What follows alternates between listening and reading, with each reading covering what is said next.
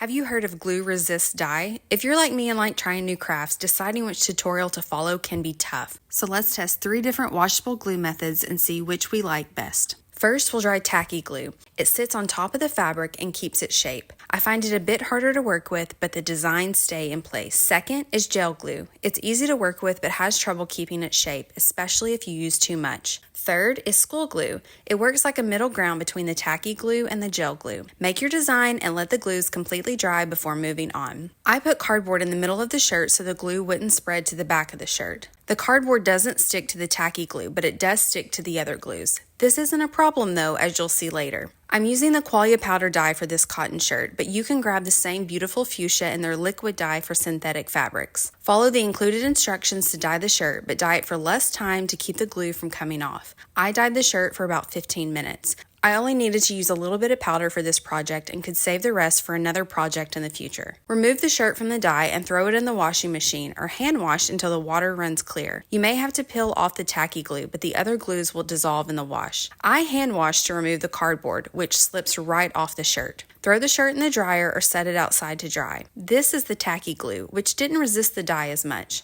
That glue sat on top of the shirt and didn't penetrate into the fabric. The other glues resisted the dye much better, as we saw that they penetrated the fabric. Since we're all learning together, I welcome any suggestions in the comments on glue resist tips and tricks. This is a fun craft to do with kids. Which glue do you think you'll try for this project?